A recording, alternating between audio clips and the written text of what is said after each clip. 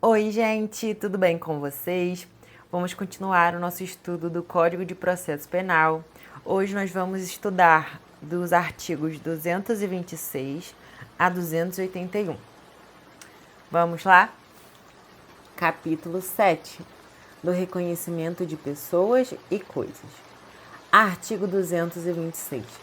Quando houver necessidade de fazer-se o reconhecimento de pessoa, proceder-se-á pela seguinte forma.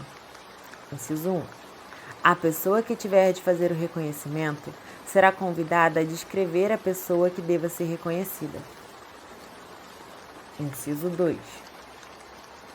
A pessoa cujo reconhecimento se pretender será colocada, se possível, ao lado de outras pessoas que com ela tiverem qualquer semelhança, convidando-se quem tiver de fazer o reconhecimento a apontá-lo. Inciso 3.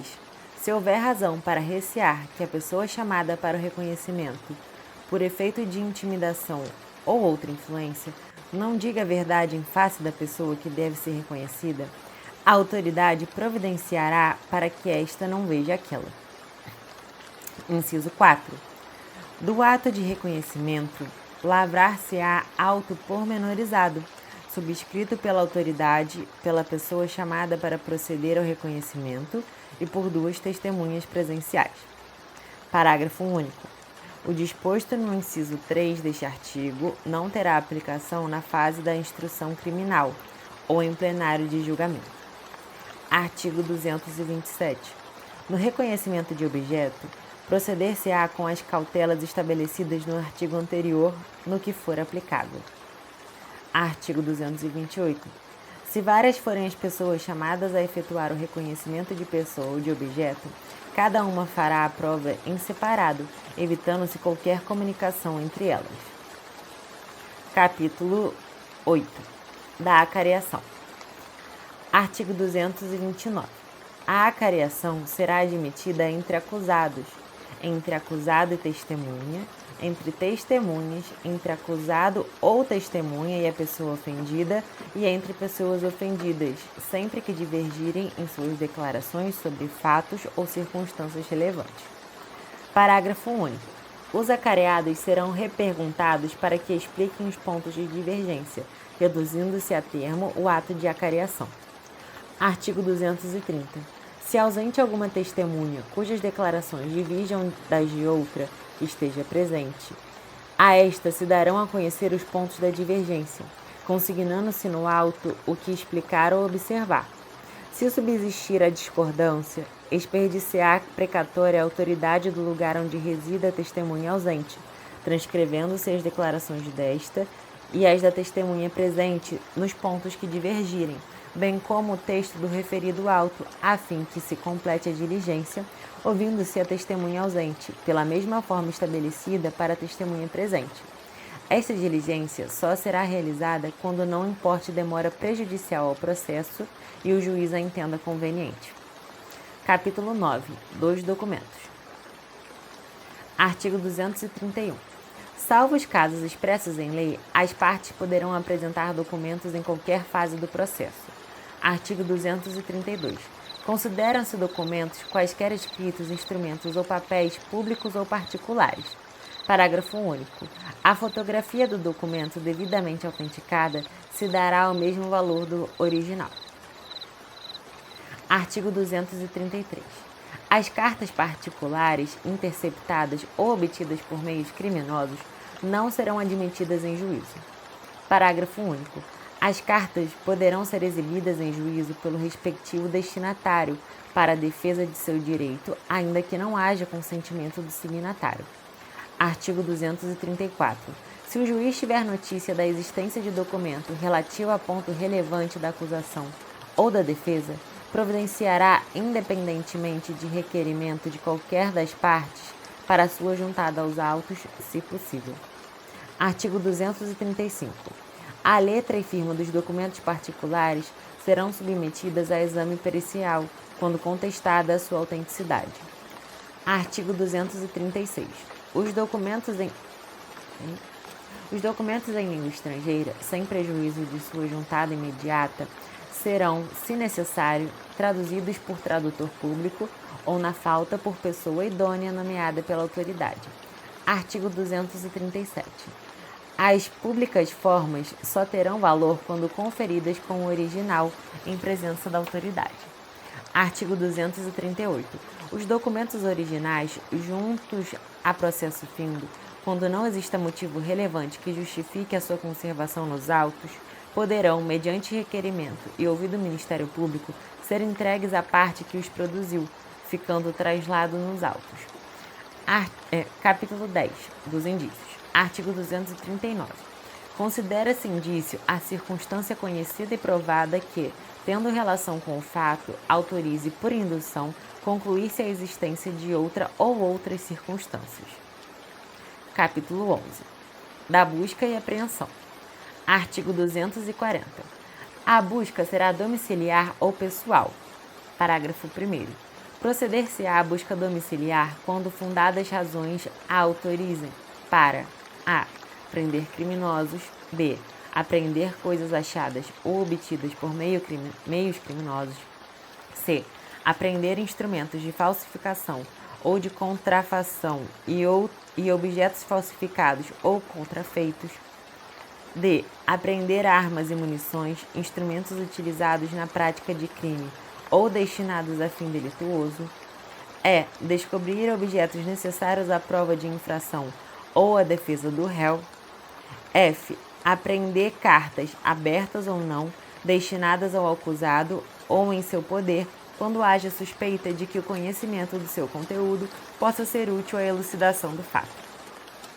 G. Apreender pessoas vítimas de crime. H. Colher qualquer elemento de convicção. Parágrafo 2º.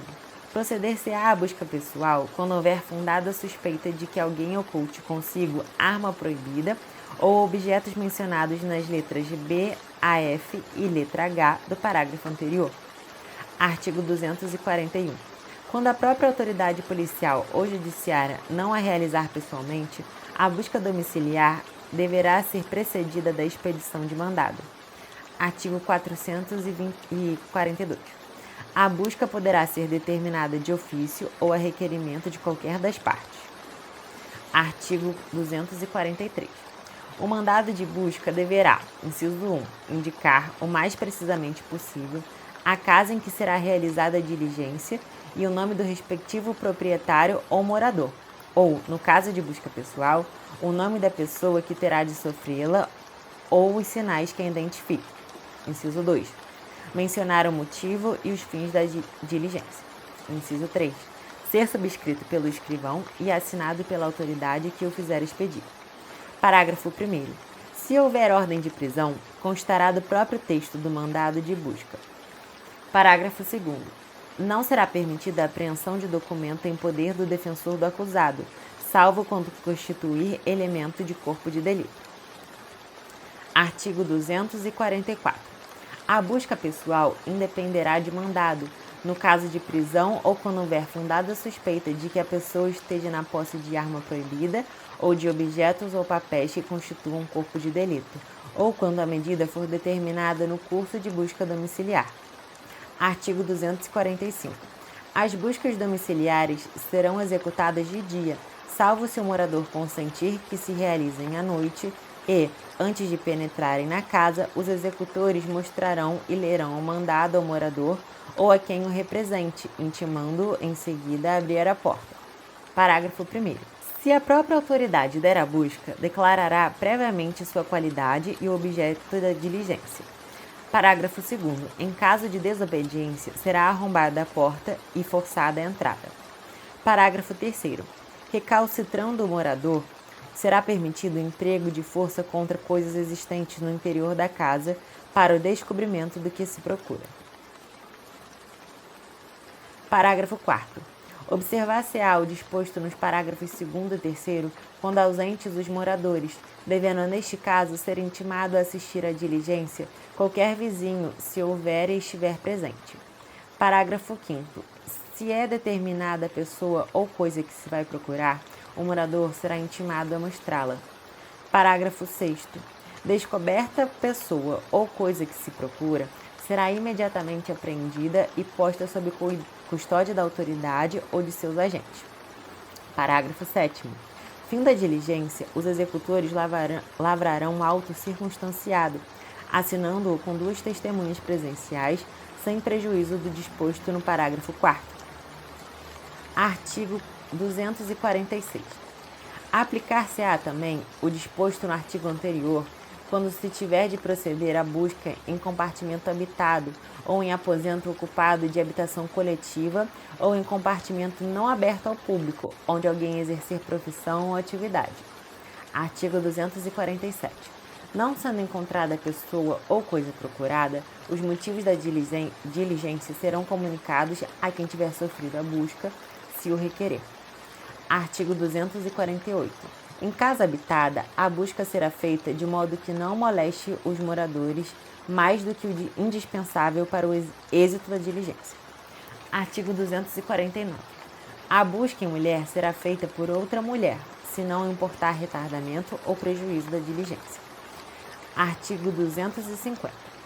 A autoridade ou seus agentes poderão penetrar no território de jurisdição alheia, ainda que de outro estado, quando, para o fim de apreensão, forem no segmento de pessoa ou coisa, devendo apresentar-se a competente autoridade local antes da diligência ou após, conforme a urgência desta.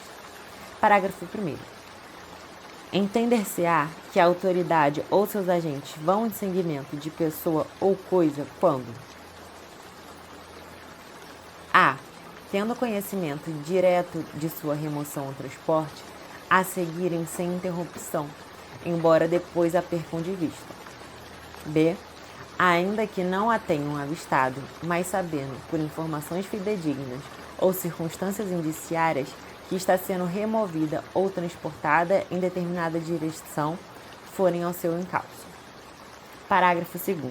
Se as autoridades locais tiverem fundadas razões para duvidar da legitimidade das pessoas que, nas referidas diligências, entrarem pelos seus distritos ou da legalidade dos mandados que apresentarem, poderão exigir as provas dessa legitimidade, mas de modo que não se frustre a diligência. Título 8. Do juiz, do Ministério Público, do acusado e defensor, dos assistentes e auxiliares da Justiça. Capítulo 1. Do juiz. Artigo 251. Ao juiz incumbirá promover a regularidade do processo e manter a ordem no curso dos respectivos atos, podendo para tal fim requisitar a força pública. Artigo 252. O juiz não poderá exercer jurisdição no processo em que, inciso 1, tiver funcionado seu cônjuge ou parente, consanguíneo ou afim, em linha reta ou colateral até o 3º grau, inclusive como defensor ou advogado, órgão do Ministério Público, autoridade policial, auxiliar da Justiça ou perito. Inciso 2. Ele próprio houver desempenhado qualquer dessas funções ou servido como testemunha. Inciso 3. Tiver funcionado como juiz de outra instância, pronunciando-se de fato ou de direito sobre a questão. Inciso 4. Ele próprio ou seu cônjuge ou parente consanguíneo ou afim em linha reta ou colateral até o 3º grau, inclusive, for parte ou diretamente interessado no feito. Artigo 253. Nos juízos coletivos não poderão servir no mesmo processo os juízes que forem entre si parentes consanguíneos ou afins, em linha reta ou colateral até o 3º grau, inclusive. Artigo 254. O juiz dar-se-á por suspeito e, se não o fizer, poderá ser recusado por qualquer das partes, inciso 1, se for amigo íntimo ou inimigo capital de qualquer deles, inciso 2, se ele, seu cônjuge, ascendente ou descendente, tiver respondendo a processo por fato análogo, sobre cujo caráter criminoso haja controvérsia. Inciso 3. Se ele, seu cônjuge ou parente consanguíneo ou afim, até o 3º grau, inclusive, sustentar demanda ou responder a processo que tenha de ser julgado por qualquer das partes. Inciso 4. Se tiver aconselhado qualquer das partes. Inciso 5. Se for credor ou devedor, tutor ou curador de qualquer das partes. Inciso 6. se for sócio, acionista ou administrador de sociedade interessada no processo. Artigo 255. O impedimento ou suspeição decorrente do parentesco por afinidade cessará pela dissolução do casamento que lhe tiver dado causa, salvo sobrevindo descendentes. Mas, ainda que dissolvido o casamento sem descendentes, não funcionará como juiz o sogro, o padrasto, o cunhado, o genro ou enteado de quem for parte do processo.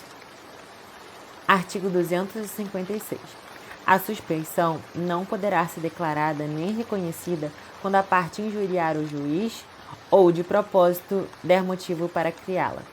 Capítulo 2. Do Ministério Público. Artigo 257. Ao Ministério Público cabe, inciso 1, promover privativamente a ação penal pública na forma estabelecida neste Código e, inciso 2, fiscalizar a execução da lei. Artigo 258. Os órgãos do Ministério Público não funcionarão nos processos em que o juiz ou qualquer das partes for seu cônjuge ou parente consanguíneo ou afim, em linha reta ou colateral, até o terceiro grau, inclusive, e a eles se estenderem no que lhes for aplicável as prescrições relativas à suspeição e aos impedimentos dos juízes. Capítulo 3. Do acusado e seu defensor. Artigo 259. A impossibilidade de identificação do acusado com o seu verdadeiro nome ou outros qualitativos não retardará a ação penal, quando certa a identidade física. A qualquer tempo no curso do processo, do julgamento ou da execução da sentença, se for descoberta sua qualificação, far-se-á retificação por termo nos autos, sem prejuízo da validade dos atos precedentes. Artigo 260.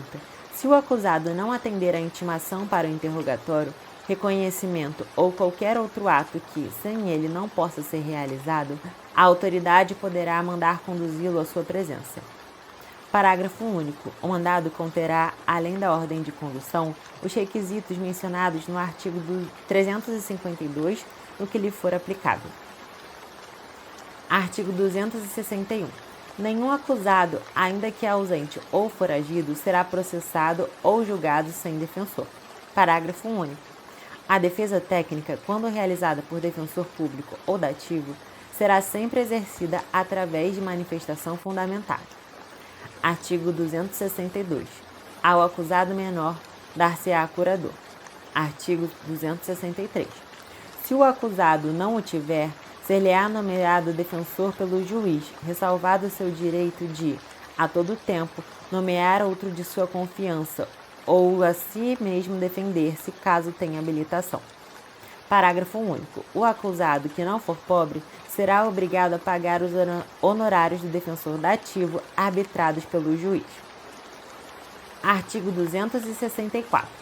Salvo motivo relevante, os advogados e solicitadores serão obrigados, sob pena de multa de 100 a 500 mil réis, a prestar seu patrocínio aos acusados, quando nomeados pelo juiz. Artigo 265. O defensor não poderá abandonar o processo sem justo motivo, previamente comunicado ao juiz, sob pena de responder por infração disciplinar perante o órgão correcional competente. Parágrafo 1º. A audiência poderá ser adiada se, por motivo justificado, o defensor não puder comparecer. Parágrafo 2º. Incumbe ao defensor provar o impedimento até a abertura da audiência. Não o fazendo, o juiz não determinará o adiamento de ato algum do processo, devendo nomear defensor substituto, ainda que provisoriamente ou só para o efeito do ato. Parágrafo 3º. Em caso de abandono do processo pelo defensor, o acusado será intimado para constituir novo defensor, se assim o quiser.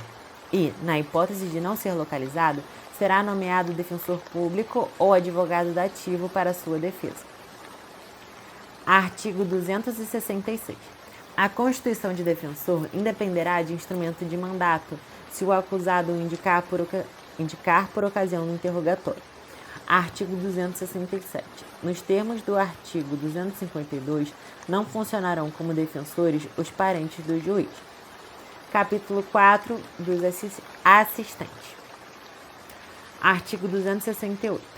Em todos os termos da ação pública, poderá intervir como assistente do Ministério Público o ofendido ou o seu representante legal, ou na falta qualquer das pessoas mencionadas no artigo 31. Artigo 269. O assistente será admitido quando não passar em julgado a sentença e receberá a causa no estado em que se achar. Artigo 270. O corréu, no mesmo processo, não poderá intervir como assistente do Ministério Público. Artigo 271. O assistente será permitido propor meio de provas, requerer perguntas às testemunhas, aditar o libelo e os articulados, participar do debate oral e arrazoar os recursos interpostos pelo Ministério Público ou por ele próprio, nos casos dos artigos 584, parágrafo 1º e 598.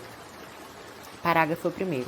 O juiz, ouvido o Ministério Público, decidirá acerca da realização das provas propostas pelo assistente. Parágrafo 2º. O processo prosseguirá independentemente de nova intimação do assistente, quando este intimado deixar de comparecer a qualquer dos atos da instrução ou do julgamento, sem motivo de força maior devidamente comprovado. Artigo 272. O Ministério Público será ouvido previamente sobre a admissão do assistente. Artigo 273. Do despacho que admitir ou não o assistente, não caberá recurso, devendo, entretanto, constar dos autos o pedido e a decisão. Capítulo 5. Dos funcionários da Justiça. Artigo 274. As prescrições sobre a suspeição dos juízes estendem-se aos serventuários e funcionários da Justiça no que lhes for aplicado. Capítulo 6. Dos peritos e intérpretes. Artigo 275. O perito, ainda quando não oficial, estará sujeito à disciplina judiciária. Artigo 276. As partes não intervirão na nomeação do perito. Artigo 277. O perito nomeado pela autoridade será obrigado a aceitar o encargo, sob pena de multa de 100 a 500 mil réis, salvo a escusa atendida. Parágrafo único. Incorrerá na mesma multa o perito que, sem justa causa, provada imediatamente, a. deixar de acudir à intimação ou ao chamado da autoridade. B. Não comparecer no dia e local designados para o exame. C. Não der o laudo ou concorrer para que a perícia não seja feita nos prazos estabelecidos. Artigo 278. No caso de não comparecimento de perito sem justa causa, a autoridade poderá determinar a sua condução. Artigo 279. Não poderão ser peritos, inciso 1, os que tiverem sujeitos à interdição de direito mencionada nos incisos 1 e 4 do artigo 69 do Código Penal. Inciso 2. Os que tiverem prestado depoimento no processo ou opinado anteriormente sobre o objeto da perícia. Inciso 3. Os analfabetos e os menores de 21 anos. Artigo 280. É extensivo aos peritos, no que lhes for aplicável, o disposto sobre a suspeição dos juízes. Artigo 281. Os intérpretes são, para todos os efeitos, equiparados aos peritos. Então é isso, gente. Muito obrigada por você ter participado até aqui. Deixe seu comentário, o seu like, a sua inscrição. Desejo ótimos estudos e até a próxima.